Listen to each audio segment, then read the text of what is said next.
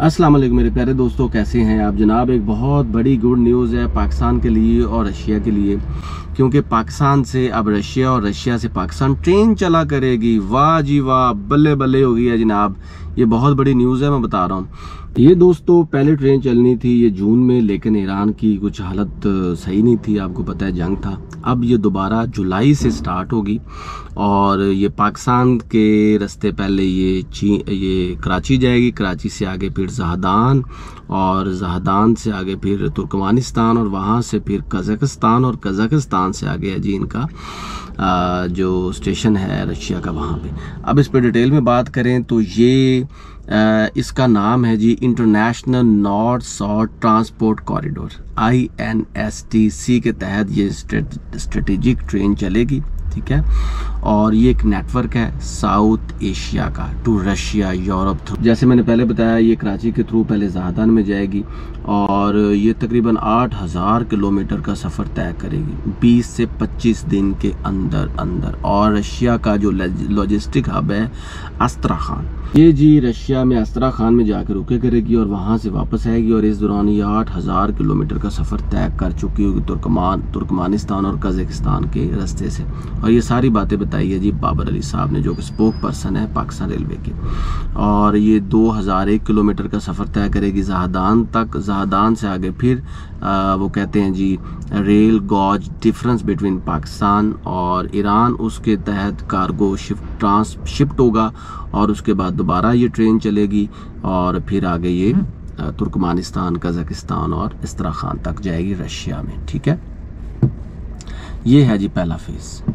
अब आगे वो कहते हैं जी ये 15 से 16 TEUs यानी कि 20 foot equivalent units of cargo ये उठाएगी सामान, ठीक है।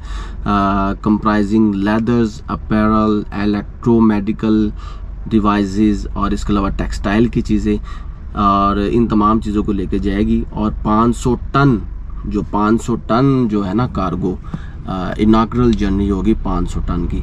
तो असल में ये जो ट्रेन है ना, ये ट्रेन फ्राइट ट्रेन है, जिसे फ्री ट्रेन भी बोलते हैं। बेसिकली दोस्तों ये ब्रॉड विजन है शहबाज शरीफ साहब का, पाकिस्तान के प्राइम मिनिस्टर, उनका ये ब्रॉड विजन है।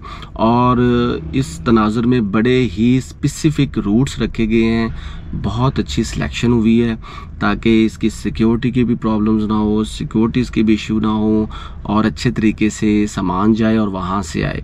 और भी बहुत सी आने वाले वक्तों में नेक्स्ट फेजेस में और भी बहुत सी चीज़ें इसमें ऐड हो सकती हैं, ऐड हो सकती हैं। इंपोर्ट एक्सपोर्ट के जो चीज़ें हैं, गुड्स हैं, उनमें भी तब्दीली आ सकती है।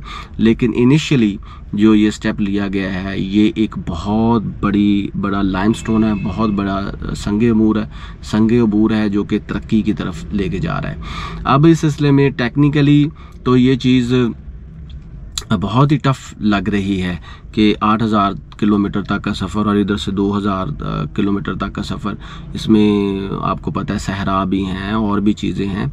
लेकिन जब आप सेंट्रल एशिया के थ्रू जाते हैं और ईरान के थ्रू जाते हैं तो रास्ते हमवार भी हैं, बहुत अच्छे रास्ते भी हैं, ठीक है। अब एक और चीज़ इसमें है, वो ये है कि 20 से 25 दिन लगेंगे इसको। ये लंबा प्रोसेस है। इस दौरान अगर बारिशें होती हैं या कोई अनफेवरेबल सर्कमस्टांसेस आते हैं या कोई तूफ़ान, आंधी, अल्लाह ना करे कोई लैंडस्लाइडिंग भी हो सकती है। लेकिन ये बड़ा बेहतरीन रूट बनाया गया है। इस तरह का रूट पहले ईरान की तरफ भी था, खैर वो बाद में बंद हो गया सिक्योरिटी के इशूज़ में।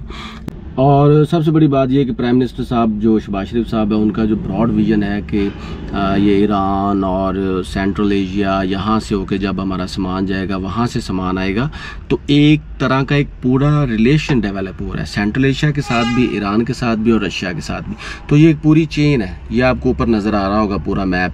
ये इस मैप के थ्रू इसी तरह जब जाएगी तो जो कंट्रीज़ इसमें आ रहे हैं या और भी जो कंट्रीज़ हैं वो इसमें पार्टिसिपेट कर सकते हैं। फ्यूचर में उनके साथ भी ट्रेड जोन बढ़ सकता है और यहाँ से और सामान, फॉर एग्जांपल अभी तो रशिया जा रही है अस्त्राखान तक, हो सकता है उसके बाद ये कज़ाकिस्तान से आगे मंगोलिया या दूसरे यूरोप की तरफ मूव कर जाए, अल्लाह करे। तो ये ब्रॉड विजन है, ये ऐसी है कि जैसे वन बेल्ट वन रोड, जैसे चाइना ने अपना कनेक्ट किया हुआ पूरी दुनिया के साथ, इसी तरह पाकिस्तान भी अल्हम्दुलिल्लाह पूरी दुनिया के साथ अपना कनेक्शन बनाने जा रहा है। तो मेरी नज़र में तो ये बहुत गुड न्यूज़ है। और इसका जो एक और फ़ायदा वो ये भी है, जो पाकिस्तान में जितने लोग हैं जो इससे रिलेटेड हैं, जो ट्रेड करना चाहते हैं, उनको भी अपॉर्चुनिटीज़ मिलेंगी, ठीक है। उसके अलावा वहाँ से भी लोगों को अपॉर्चुनिटीज़ मिलेगी और एक ट्रेड बॉन्डिंग्स भी होगी, रिलेशनशिप भी बिल्डअप होंगे और पाकिस्तान तरक्की भी करेगा। तो इस तरह के प्रोजेक्ट पाकिस्तान में लॉन्च होने चाहिए, जिसमें ट्रेड हो, जिसमें ट्रैवलिंग हो, जिसमें कल्चर की एक्सचेंज ऑफ कल्चर हो, तो मुल्क में ज़रूर खुशहाली और तरक्की आएगी। अल्लाह हाफिज़।